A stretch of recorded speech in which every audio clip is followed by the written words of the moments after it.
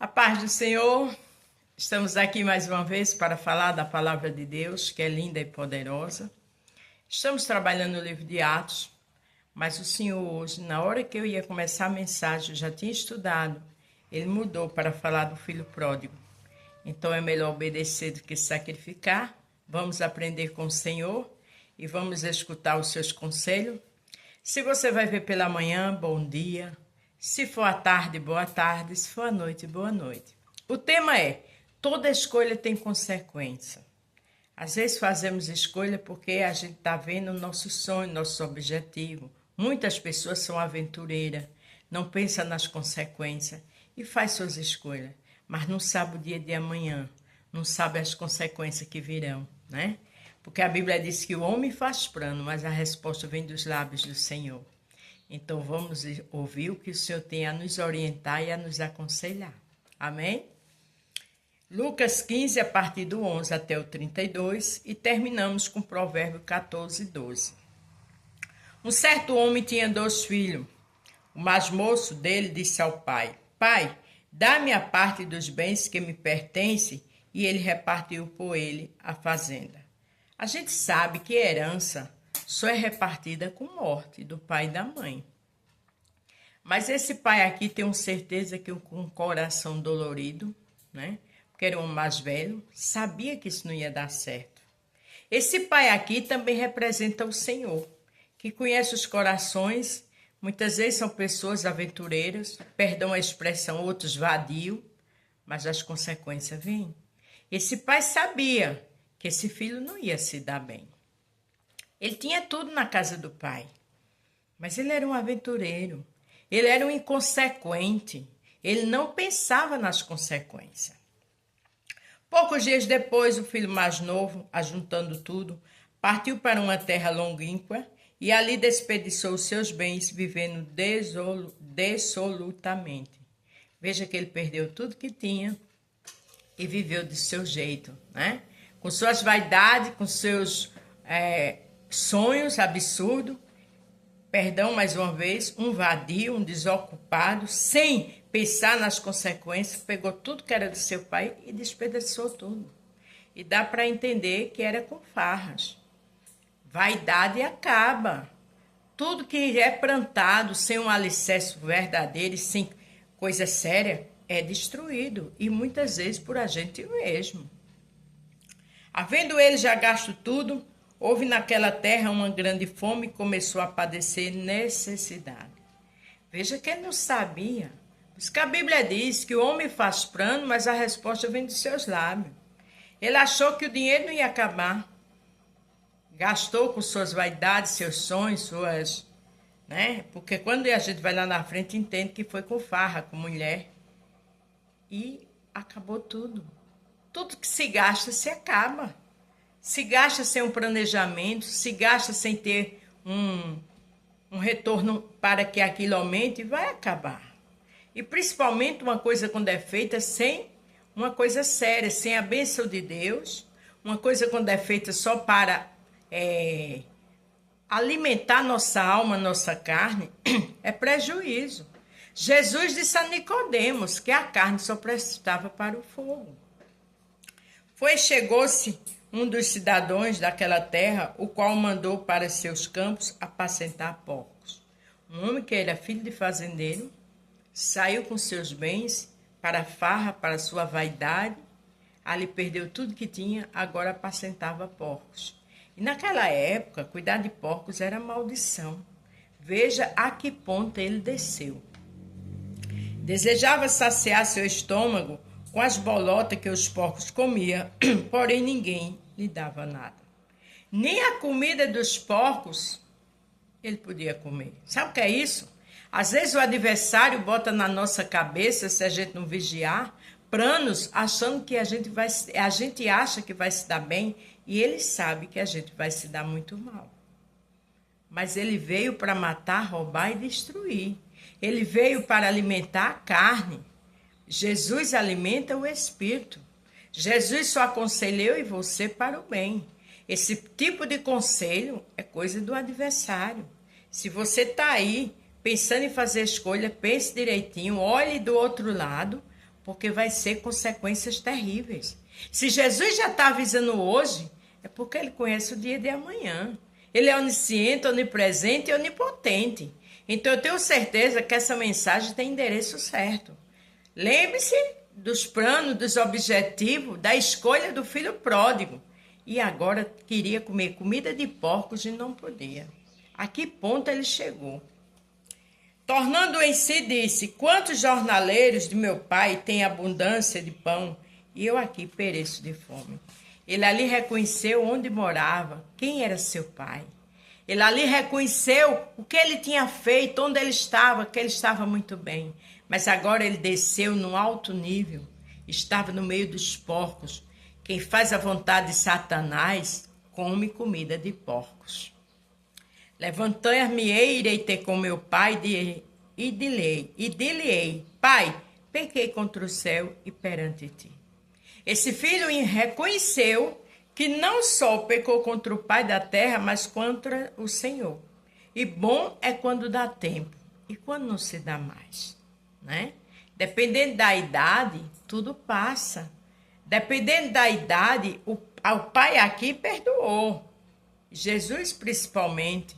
Mas existem coisas que não dá mais. Já não sou digno de ser chamado teu filho. Faz-me como um dos teus jornaleiros. Veja ele planejando como ele ia dizer ao pai dele. Como ele desceu. Quer dizer, foi necessário ele descer a um ponto para reconhecer o que ele fez. Mas graças a Deus que esse aqui era jovem, né?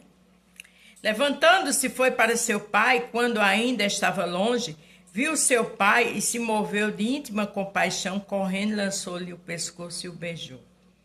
Ele viu o pai permitiu, claro, e ali ele beijou. Mas ele veio como? Ele veio derrotado, ele veio sem nada. Não precisava disso. Ele não precisava nunca sair de onde ele saiu. Mas muitas vezes a carne fala mais alto, os desejos falam mais alto. Mas isso é coisa de quem não está junto do Senhor. Porque quem está com Jesus não permite que o inimigo faça um negócio desse, não é verdade? E o filho lhe disse: Pai, pequei contra o céu perante ti, já não sou digno de ser chamado teu filho. O que eu acho interessante é que ele disse primeiro que pecou contra o céu. Louvado seja Deus que ele teve essa consciência. E depois ele foi humilde. Ele disse: já não sou digno de ser chamado teu filho. Para um filho dizer isso é porque chegou num nível muito baixo. E glória a Deus que ele reconheceu isso. Trazei-me o bezerro. Mas o pai disse a seu servo: trazei depressa uma melhor roupa, vestir, ponde um anel na mão e alparca nos pés. Veja que o pai aceitou ele com a maior alegria, né? E mandou fazer uma festa para o receber. Porque esse pai entendeu o que ele aprendeu.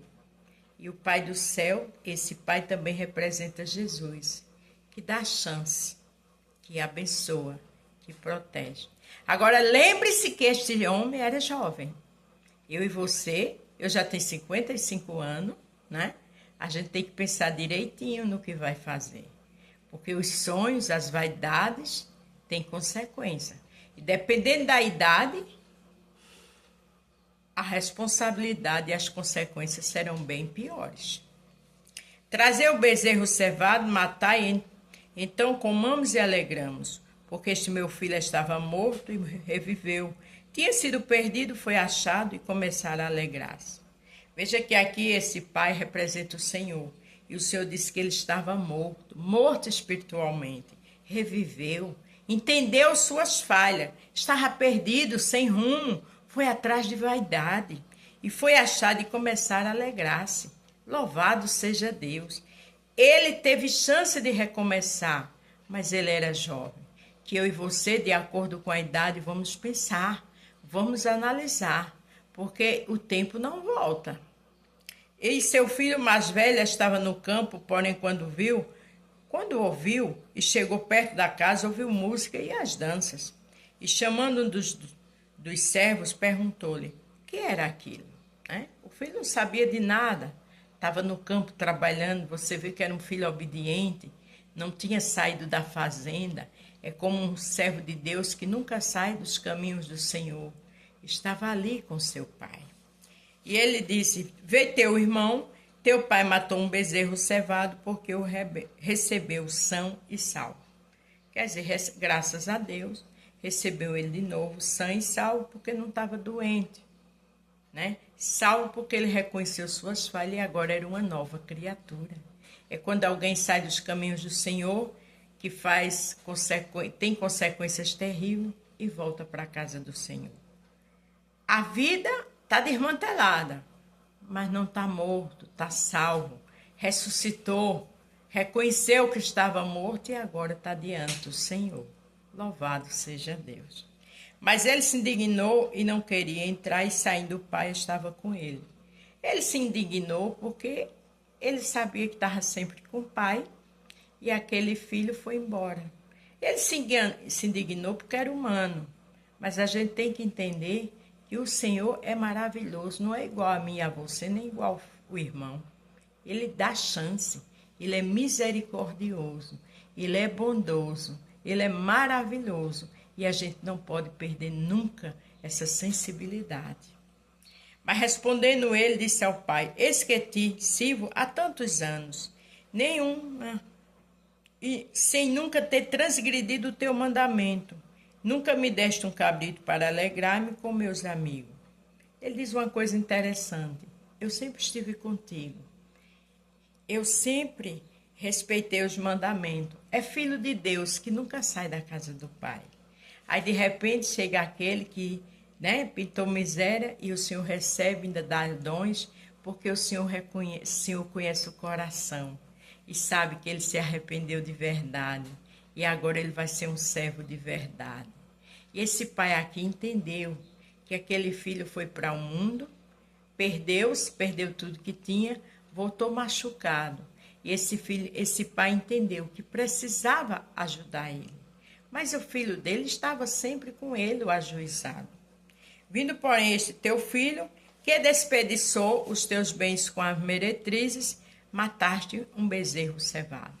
É aqui que eu quero entrar. Então, dá a entender que ele foi atrás de prostituição, foi atrás de alimentar sua carne, onde Jesus disse a Nicodemos que a carne só presta para o fogo. Veja que gastaram o que ele tinha e depois ele teve que comer comida com os porcos e nem essa comida ele podia comer. Porque quem entra por esse caminho se arrebenta todinho. Quem entra por esse caminho pode fazer seus planos de alegria, de sonhos, de projeto, mas o final é caminho de morte. O final é caminho de desgraça, de pobreza e também vem enfermidade.